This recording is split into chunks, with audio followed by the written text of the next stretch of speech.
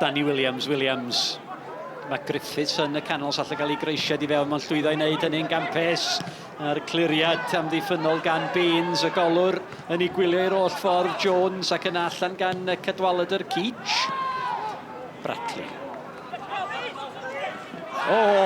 Mi oedd hwnna'n galad. Mi oedd hwnna'n dacl eithriadol o galad gan Corey Shepherd.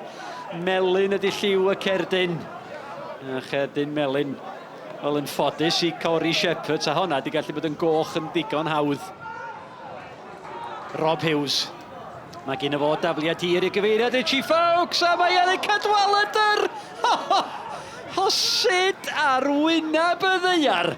Y methodd Mark Cadwaladr y cyfle yna. Man bach.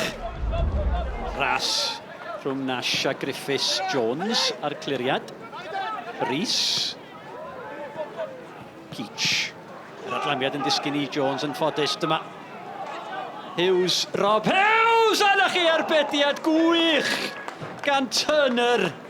Rob Hughes. Mentro o ymyl y cwrt Cosby. Matthew Turner. Ardderchog.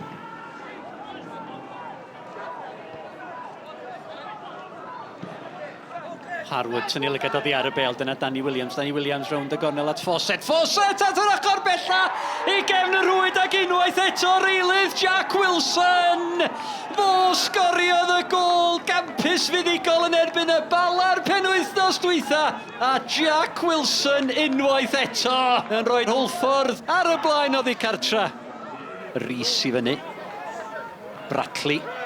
Bel yn tasgu at Curtis Rhys.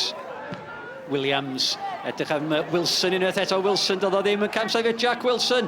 Wilson yn cael ei lorio, cic o'r sbotyn.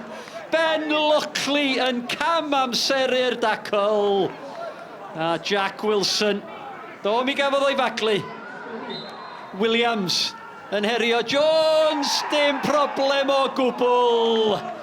Ac efo 8 munud o'r gêm yn weddill. Siawns bod Danny Williams newydd sicrhau y triphwynt. Again, I thought we were good. I thought, like you said, performance right. It's just being a little bit more cutthroat, and you can't, at this level, you can't miss chances that we missed. The two, one the second half and the one the first half.